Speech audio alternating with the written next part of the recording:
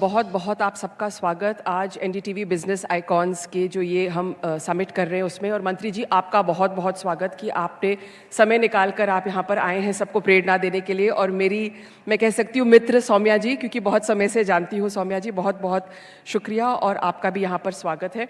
आपका मैं जीवनी पढ़ रही थी और अपने आप में मैंने सोचा कि ऐसा भी कोई पॉलिटिशियन या राजनेता हो सकते हैं, खुद राजनीतिक पृष्ठभूमि से आते हैं लेकिन कभी भी उन्होंने शायद अपने पिता का मंत्री होने का फ़ायदा नहीं लिया, एक साधारण सरकारी नौकरी कर रहे थे।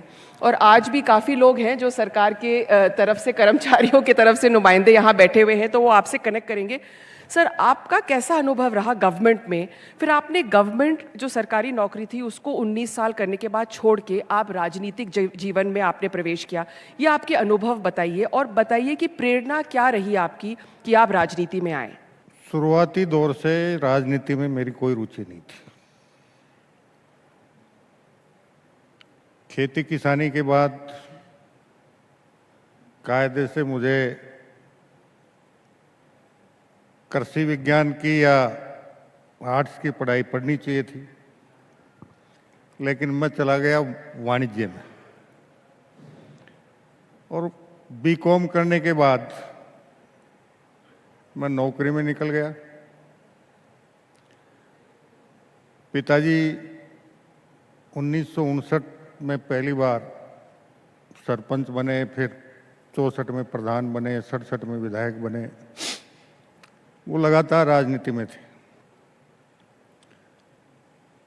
तो राजनीति के बहुत से उतार चढ़ाव जब मैं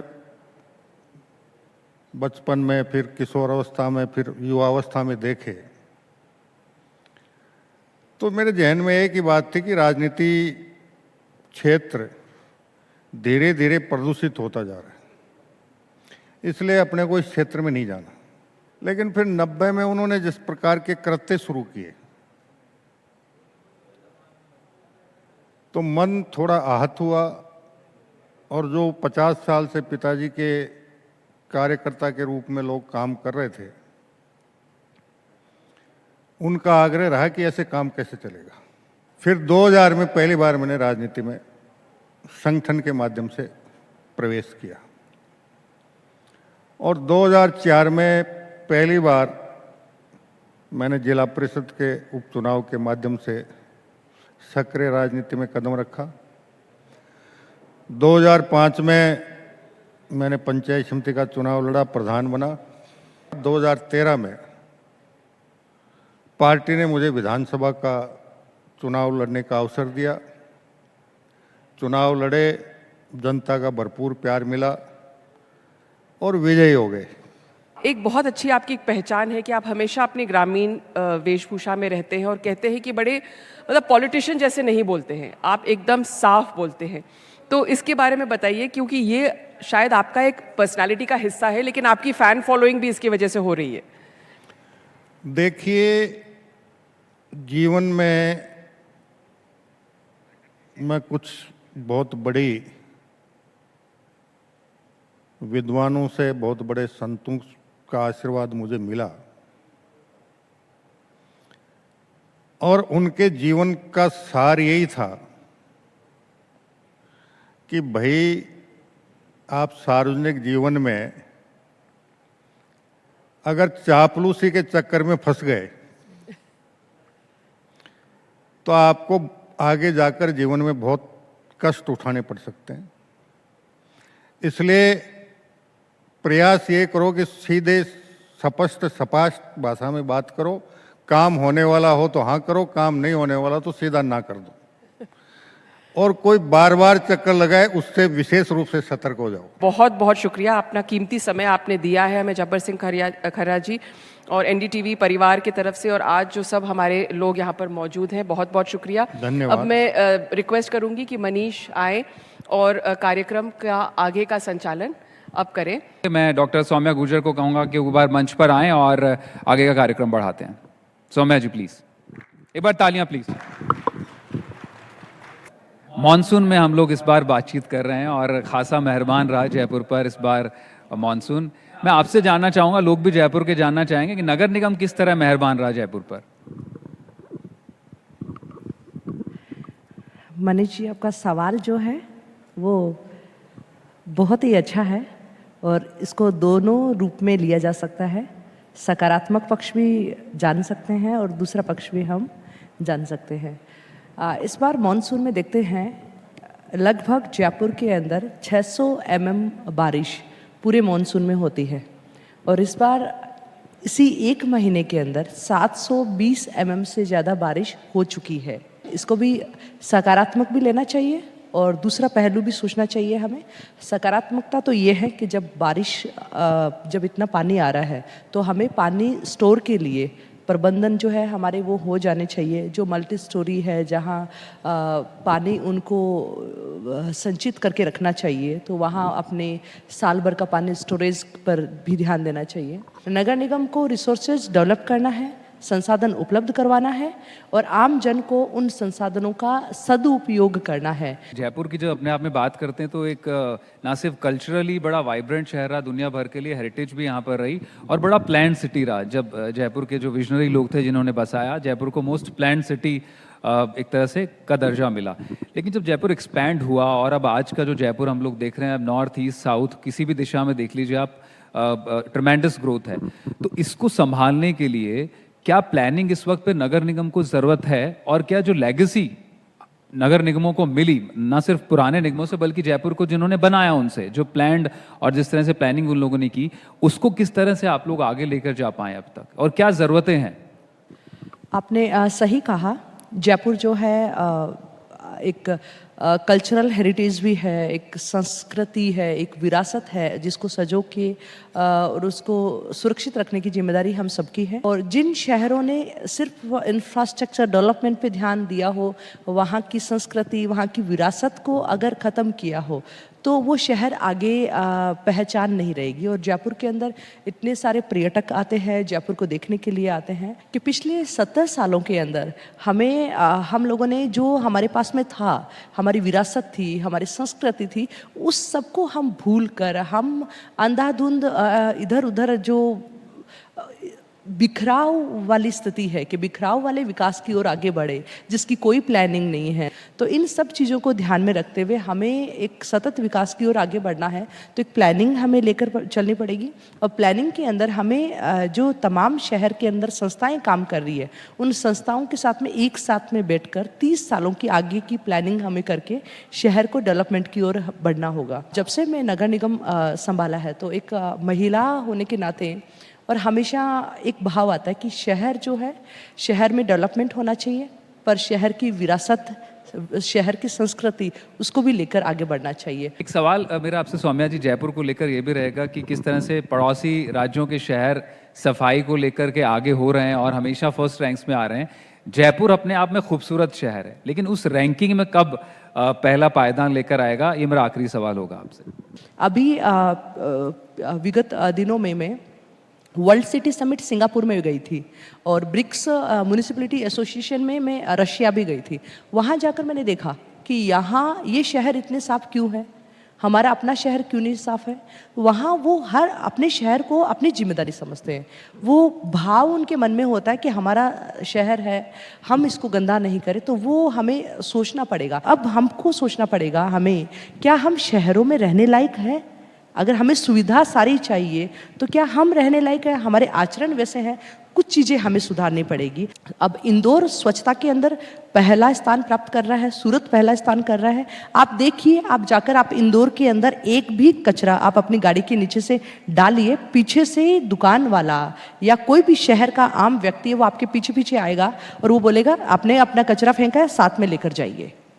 जी, तो ये सब चीज़ें क्या हम देखते हैं? हमने देखा कोई कचरा फैला रहा है, हम सोच रहे हैं हमें क्या फ़र्क पड़ रहा है, वहाँ डाल रहे हैं, हमारे आगे तो नहीं है। कल को वो वहाँ डल रहा है, कल को आपके आगे भी आएगा। बहुत बहुत शुक्रिया डॉक्टर सौम्या गुर्जर, बहुत खुले मन से और बहुत सादगी और सफाई से उन्होंने तमाम सवालों के जवाब दिए। बहुत बहुत शुक्रिया। रवि सिंगल मेरे साथ है गंगानगर कमोडिटी लिमिटेड से और स्टाररिफ हॉस्पिटैलिटी से तरुण नाहटा मेरे साथ मौजूद हैं।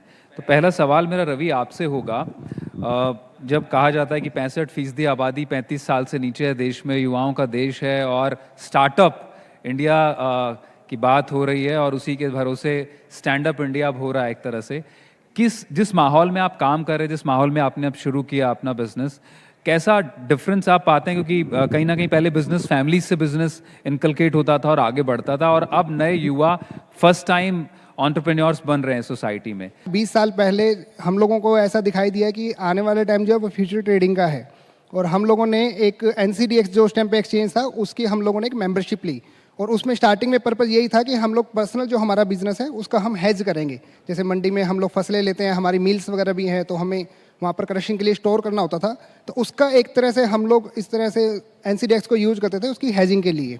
तो धीरे धीरे जैसे जैसे टाइम निकला और नेक्स्ट जनरेशन आई, हम लोग इस बिज़नेस में आए, तो इसको फिर हमने एक कॉर्पोरेट तरीके से चलाने की कोशिश की। तो इसके अंदर 2014 में हमने खातीपुरा तिराहे पर हमने एक 8-9 मंजिला बिल्डिंग बनाई, उसके अंदर पूरा स्टाफ रिक्रूट किया, और हमने ना केवल राजस्थान के अंदर बल्कि बाहर भी, दिल्ली के अंदर और गुजरात के अंदर, हरियाणा में, सब जगह अपना एक पूरा नेटवर्क बनाया, और करीब 200 लोगों की हमने इसके अंदर हायरिंग की। तो वहाँ से हम बढ़ते बढ़ते आज इस लेवल पे हैं कि करीब 22-25 हज़ार हमारे क्लाइंट हैं।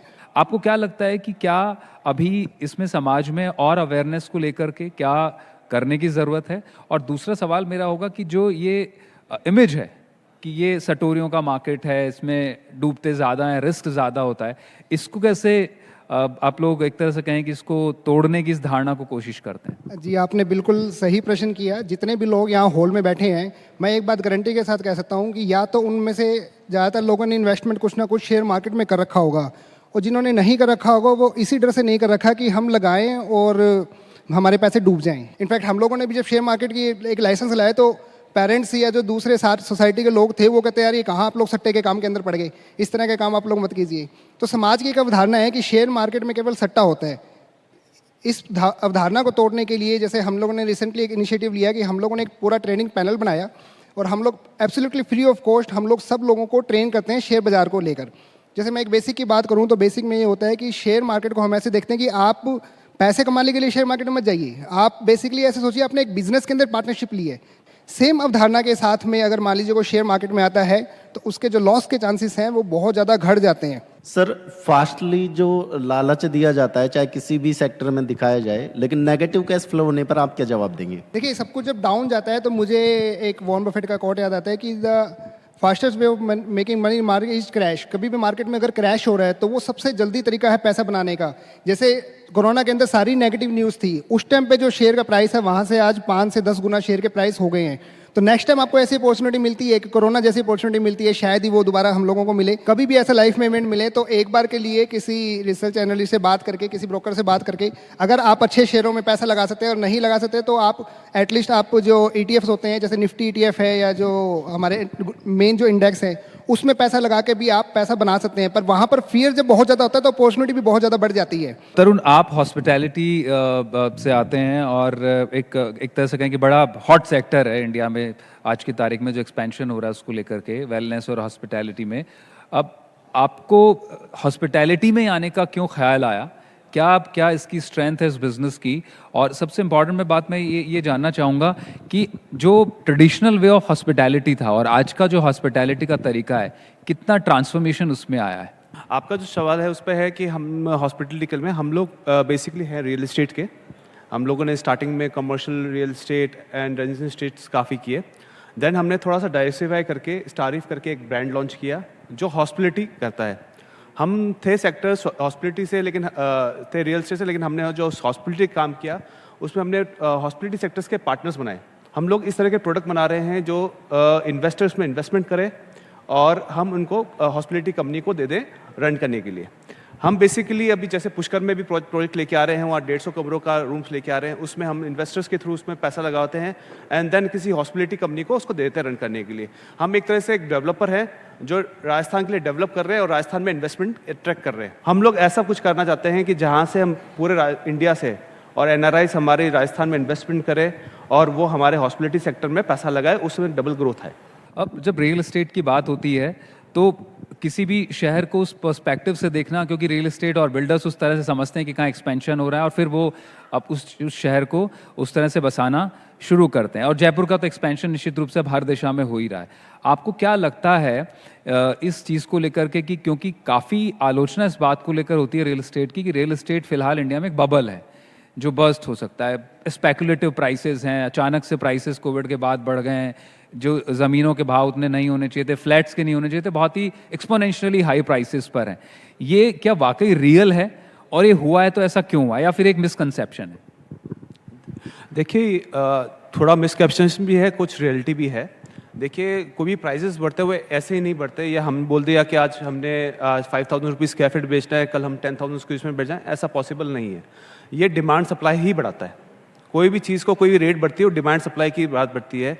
आज हर चीज़ की कॉस्टिंग बढ़ती जा रही है, इन्फ्लेशन बढ़ता जा रहा है, 7 to 8% ईयरली इन्फ्लेशन है। तो जैसे जैसे कॉस्टिंग बढ़ेगी वो करके रियल एस्टेट का दाम बढ़ेंगे ही बढ़ेंगे। अभी भी अब मैं बोल के जाता हूँ, रियल एस्टेट बहुत कम रेट्स में अवेलेबल है, आगे जाके और भी महंगा होने वाला है। ट्रांसफॉर्मेशन की जब बात होती है, क्योंकि हम जब 21वीं सदी के भारत की बात करते हैं और वो जो 5 ट्रिलियन इकोनॉमी की तरफ, उसमें एक बड़ा रोल हॉस्पिटैलिटी का रहने वाला है। और जो मौजूदा टाइम्स में जब लोग ज़्यादा घूमने फिरने पर और बाहर ठहरने पर पैसा भी खर्च करने लगे हैं, और एक पर्सनल मी टाइम के लिए इन सब चीज़ों का सेवाओं का इस्तेमाल करें, आपको कितना बड़ा चेंजेस लगता है जयपुर में अगर बात करें पहले के मुकाबले अभी, और क्या इस वक्त पे चैलेंजेस क्या हैं इसको लेकर? देखिए आपने बहुत अच्छा क्वेश्चन किया। अभी आप देख रहे होंगे टूरिस्ट सीजन के अंदर रूम्स नहीं मिलते राजापुर में। आप चाहे मनाली चले जाए, जयपुर चले जाए, कोई भी अच्छी उदयपुर चले जाए, रूम्स की बहुत स्कैर्सिटी है, ओवर टूरिज्म में भी।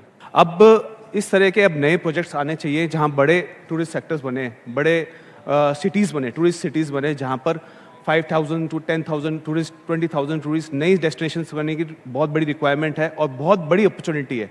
बहुत शुक्रिया रवि, बहुत तरुण, बहुत बहुत शुक्रिया आप हमारे साथ इस प्रोग्राम में जुड़े और अपने अपने सेक्टर्स पर इनसाइट शेयर किए। इंडस हॉस्पिटल से डॉक्टर ऋतु चौधरी ग्रुप सीईओ मेरे साथ मौजूद हैं, और नारायणा हॉस्पिटल जयपुर से doctor Anshu Jain deputy medical superintendent, इस वक्त दोनों महिला डॉक्टर मेरे साथ में मौजूद है। पहला सवाल मेरा ऋतु जी आपसे होगा, हेल्थ को लेकर जब भी हम बात करते हैं, ख़ासतौर पर जब इस वक्त पे जब भारत विकसित हो रहा है और हेल्थ की जो अप्रोच है उसको लेकर भी काफ़ी ट्रमेंडस ग्रोथ देखने को मिली है, स्टेट के लेवल पे भी, सेंटर के लेवल पर भी, और काफ़ी सेंसिटिव मसला रहा है ख़ासतौर पर डेवलपिंग नेशंस में हेल्थ को लेकर।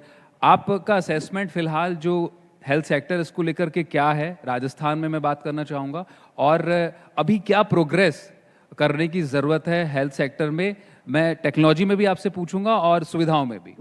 इंडस जयपुर हॉस्पिटल जो हेल्थ सेक्टर में पेशेंट सेटिस्फैक्शन को लेके जो काम कर रहा है, मैं उसी के बारे में बताना चाहती हूँ, जो कि एक चैलेंज भी है, क्योंकि पेशेंट सेटिस्फैक्शन अगर अच्छा होगा तो कहीं ना कहीं आपका हॉस्पिटल और हेल्थ सेक्टर में दोनों वो उसकी ग्रोथ होगी। इंडस जयपुर हॉस्पिटल में ऑन एन एवरेज जैसे 500-600 पेशेंट्स की ओपीडी रहती है, कभी कभी 700 पेशेंट्स की ओपीडी भी रहती है। तो वहाँ पे बहुत एक्सपीरियंस डॉक्टर हैं, तो ऐसे टाइम पे पेशेंट का टाइम बहुत कम लगे, हॉस्पिटल में बेहतर सुविधा मिले, उसके लिए हेल्थ सेक्टर को डिजिटल हेल्थ पे फोकस करना चाहिए। वही अभी चैलेंजिंग है और वही सबसे ग्रोइंग है अभी हेल्थ सेक्टर में। डिजिटल हेल्थ को फोकस करते हुए जैसे हम लोगों ने टोकन सिस्टम किया हुआ है इंडस हॉस्पिटल में, हम लोगों के जो लैब रिपोर्ट्स है वो हम लोग के पेशेंट अपने मोबाइल पे देख सकते हैं। पेशेंट सेटिस्फैक्शन लेवल के लिए हम लोग उनका फीडबैक लेते हैं। यही सब छोटी छोटी चीज़ों को ध्यान रखते हुए, जो कि हेल्थ सेक्टर में चैलेंजेस भी हैं और पेशेंट सेटिस्फैक्शन के लिए भी बहुत ज़रूरी है, इन्हीं को ही ध्यान रखते हुए हम लोग काम करते हैं। इंडस हॉस्पिटल इसके लिए जुझारू रूप से हर एक डॉक्टर अपनी सेवा देता है ताकि कम टाइम में पेशेंट को बेहतर सुविधा मिल सके। यही हेल्थ सेक्टर का मेन गोल है।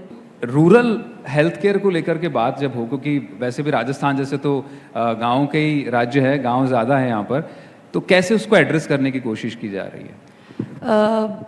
देखिए, जो रूरल हेल्थ है ये बहुत इंपॉर्टेंट है बेसिकली राजस्थान के लिए। उसी के लिए डिजिटल हेल्थ पे आजकल हेल्थ सेक्टर फोकस कर रहा है। जैसे कि ऑनलाइन जो पेशेंट की अपॉइंटमेंट्स है, या ऑनलाइन जो हमारे सुपर स्पेशलिटी के डॉक्टर्स हैं, वो पेरीफ्री में जो हमारे डॉक्टर्स हैं उनसे कंसल्ट करते हैं, वहाँ पे जो पेशेंट्स हैं उनको अपनी सलाह देते हैं। और जैसे इंडस जयपुर हॉस्पिटल ने अभी महुआ में एक हॉस्पिटल अपना सेंटर लिया है, वहाँ पे तो हम पेरीफ्री से हम लोगों की कनेक्टिविटी के लिए डिजिटल हेल्थ ही एक सोर्स है, ताकि हम डिजिटल हेल्थ के थ्रू, इंटरनेट के थ्रू वहाँ के लोगों की जो मेन प्रॉब्लम्स हैं वो समझते हैं।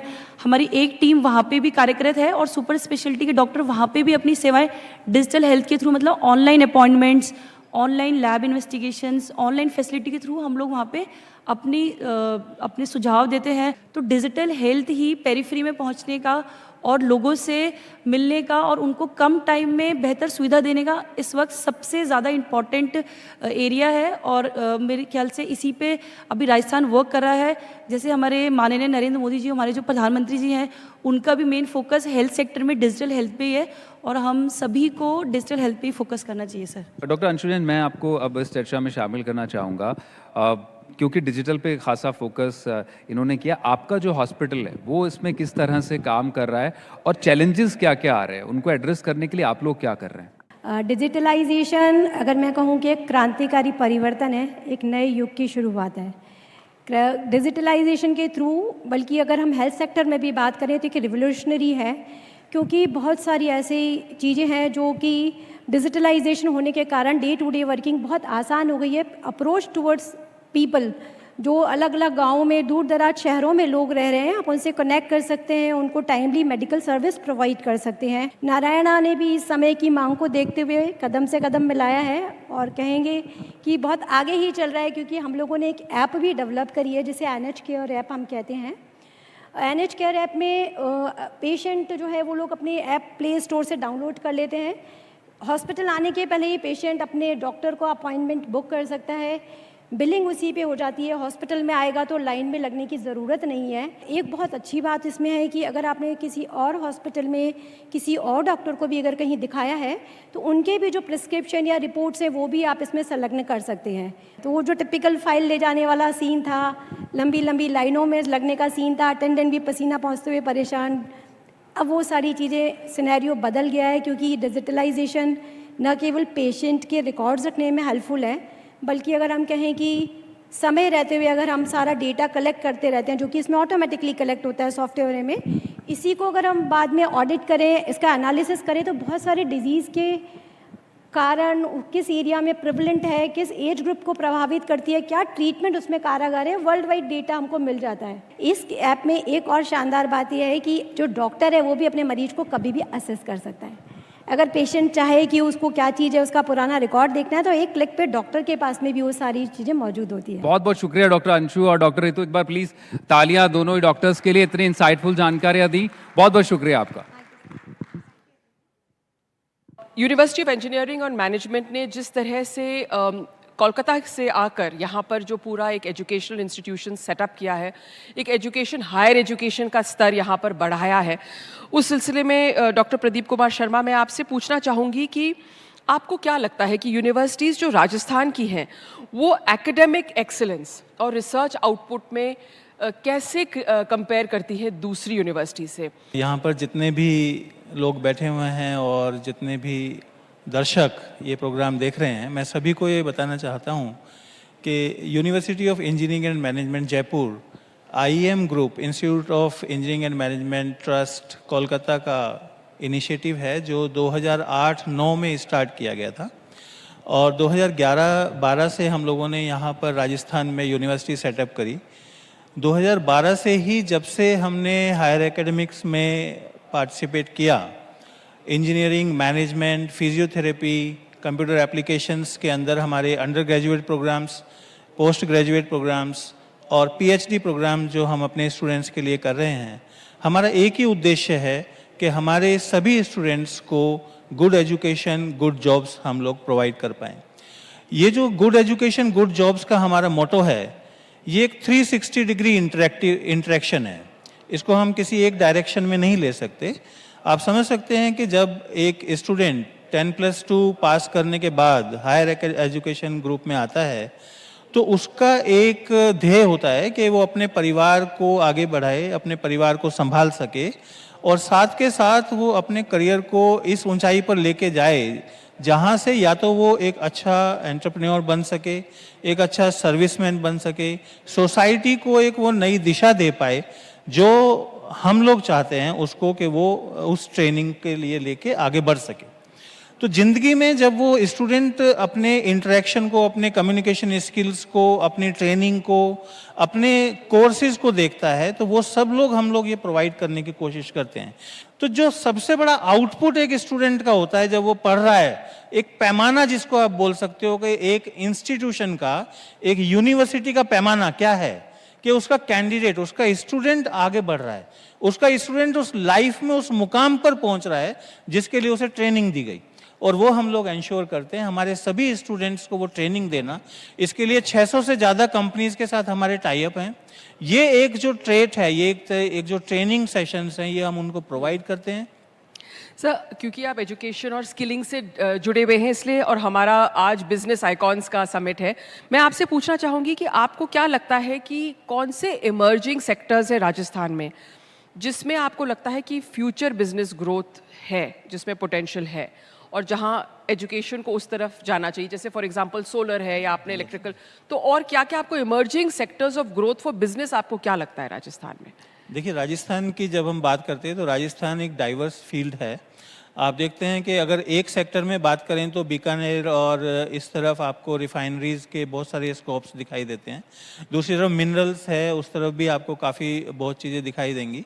और एक सेक्टर है जो बिल्कुल बिजनेस ओरिएंटेड है, अगर आप नीमराना और इस तरफ जाते हैं तो बहुत सारा इंडस्ट्रियल सेक्टर है जहाँ बाहर से भी कंपनीज आके सेटअप कर रही हैं। तो राजस्थान हर तरीके का एक तरह से होस्ट है, जिसको हम अपना एक मोटो भी बनाते हैं कि पधारो हमारे देश। तो हमारे जो पावने जो आते हैं, हम उसी को मानते हैं कि जितने भी इंडस्ट्रियलिस्ट हैं, हम उनको एक प्लेटफॉर्म प्रोवाइड करते हैं अपने यहाँ।